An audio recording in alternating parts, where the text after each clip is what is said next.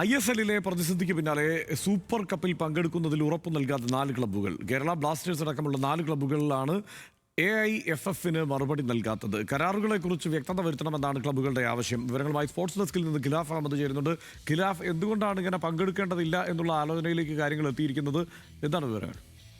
ഹർഷൻ, 4 ക്ലബ്ബുകളാണ് ഇപ്പോൾ ഈ ഒരു സൂപ്പർ കപ്പിൽ പങ്കെടുക്കുന്നതിൽ ഒരു ഉറപ്പ് കൊടുക്കാത്തതായിരിക്കുന്നത്.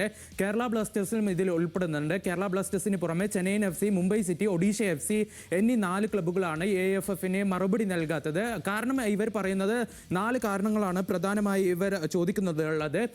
ടൂർണമെന്റിന്റെ ഘടന, അതേപോലെ തന്നെ സാമ്പത്തിക പ്രത്യേകങ്ങൾ, അവകാശങ്ങൾ, കൂടാതെ എത്ര കളിക്കാരെ, എത്ര വിദേശ കളിക്കാരെ ഈ ഒരു സൂപ്പർ കപ്പിൽ പങ്കെടുപ്പിക്കാൻ പറ്റും. ഇതൊക്കെ ചൂണ്ടിക്കാട്ടിയാണ് കേരള ബ്ലാസ്റ്റേഴ്സ് ഉൾപ്പെടെയുള്ള ക്ലബ്ബുകൾ ഇപ്പോൾ ഈ ഒരു മറുപടി നൽകാതിരിക്കുന്നത്. കൂടാതെ ഇതിൽ നമ്മൾ എടുത്തു പറയേണ്ടത്, നിരവധി അനിശ്ചിതത്വങ്ങൾക്ക് ഒടുവിലാണ് പുതിയൊരു സീസണിന് ആരംഭം കുറിക്കാൻ പോകുന്നത്. ഒക്ടോബർ 25 മുതൽ നവംബർ 22 വരെയാണ് ഈ ഒരു സൂപ്പർ കപ്പിലൂടെ പുതിയ സീസണിന് തുടക്കമാകുന്നത്.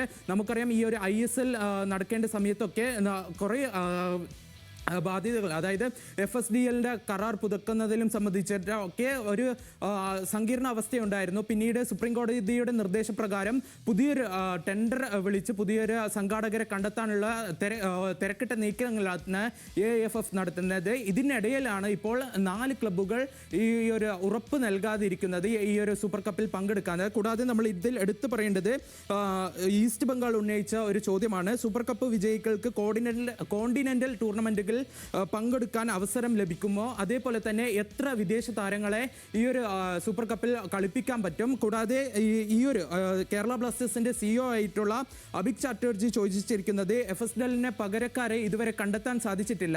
കൂടാതെ ഈ ഒരു സൂപ്പർ കപ്പിൽ കളിക്കുന്നതിലൂടെ എന്താണ് ഈ ഒരു ക്ലബിന് ലാഭമുണ്ടാകുക, ഇതൊക്കെയായിരുന്നു കേരള ബ്ലാസ്റ്റേഴ്സിന്റെ ചോദ്യം. കൂടാതെ നമുക്കറിയാം, പുതിയ സംഘാടകരെ കണ്ടെത്താൻ ഒക്ടോബർ 15-നുള്ളിൽ പുതിയ സംഘാടകരെ കണ്ടെത്തണമെന്നാണ് സുപ്രീം കോടതി നിർദ്ദേശിച്ചിരിക്കുന്നത്. ഹർഷൻ.